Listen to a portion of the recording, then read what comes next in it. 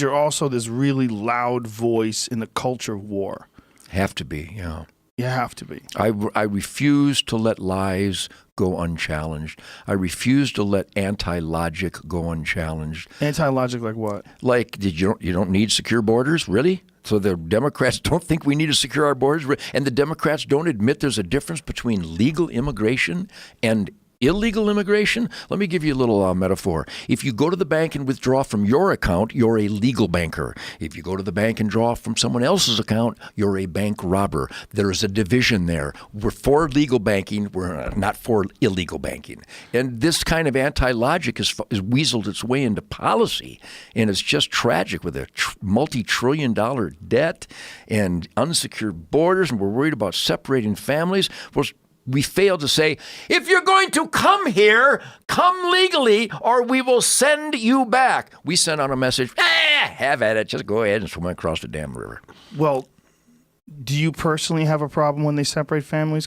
Sure I do. I'm a father and a grandfather. Beyond fucked up. But the real fuck up starts with the insane irresponsibility of daring to subject your children to that. I don't think they have any choice. I think there's a lot of people that are over there. They're living in Mexico or Guatemala. Because Mexico and Guatemala is one big gang-infested government, military, law enforcement shithole. Yeah. Yeah, and if you call it a shithole, I'm racist. Well, if it wasn't a shithole, they would stay. It is a shithole. You ever been there? Well, some of Mexico's awesome. Yeah, some of Mexico hasn't been raped and pillaged yet, but give them time. They'll make it. I mean, even in the big resorts, they're murdering and raping and brutalizing people. I mean, it's just a hellhole. There's definitely some bad things happening, and a lot of it is because of the drug war. Out of control, yeah. Yeah, and a lot of people think that the remedy to that is legalizing drugs and taxing them. Yeah, I would like to. So the same thing with prohibition. Yeah. The same thing that would happen in America. Really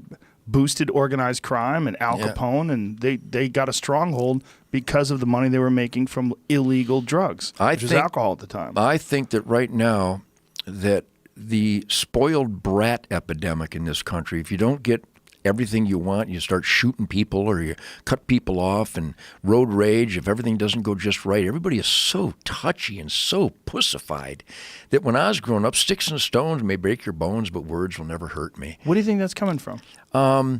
The liberalization of policy and the horrible lie of the welfare dream that people who need a helping hand are always given a helping hand by neighbors and family and friends. And if they have them. Yeah, well, the Catholic Church has $8 trillion just in jewelry. They could probably provide some sandwiches and blankets.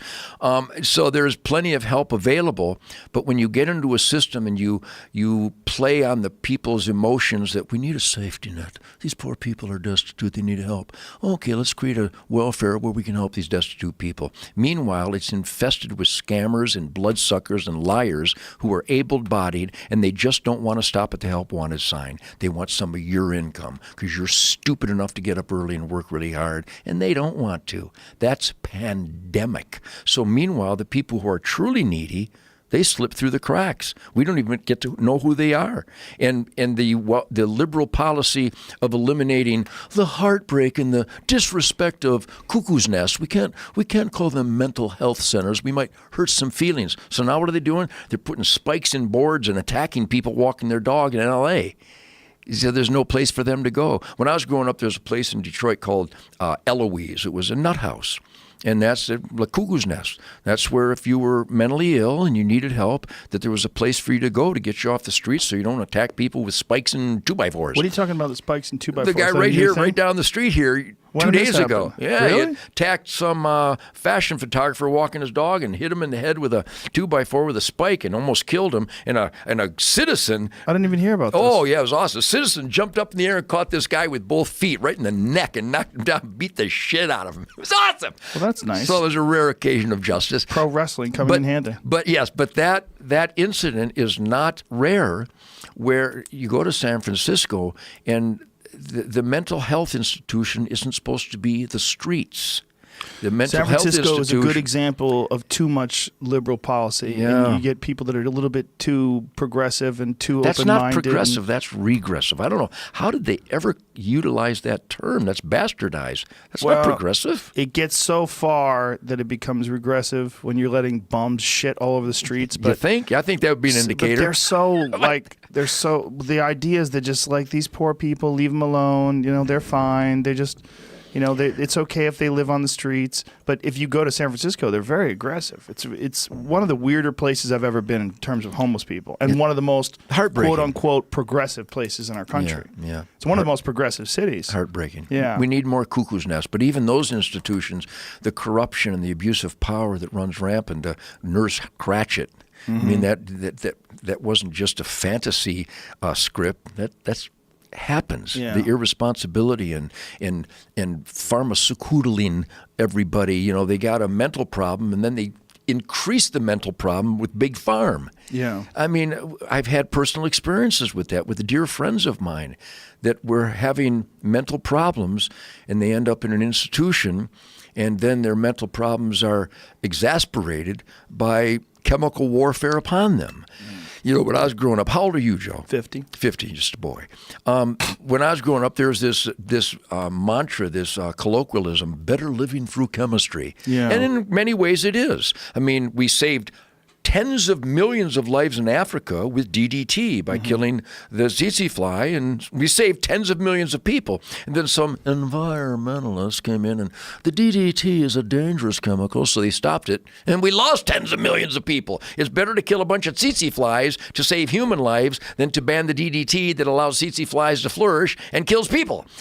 So now it's gone full circle, and that's where the toxins have accumulated, and the horrific waste that I had texted Anthony just before he died, congratulating him on his hosting that brilliant documentary. If you haven't seen it yet, it's called Waste! Exclamation point, what we do to our foods in this country. And the self-inflicted scourge of toxification of our precious environment.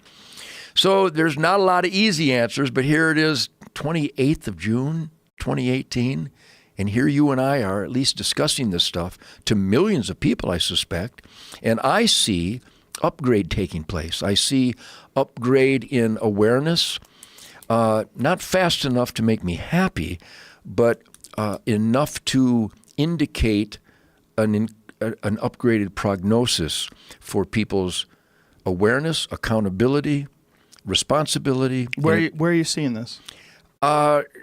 Whether it's, like the circles that you travel in? The circles, certainly, and we don't waste. One of my biggest pet peeves is little fat kids that, take a sip of $2 bottle of water and then they leave it there and end up throwing it away. And the waste is pandemic in this country. And I see my kids are like stormtroopers. They're like drill sergeants with that. We just don't want to waste.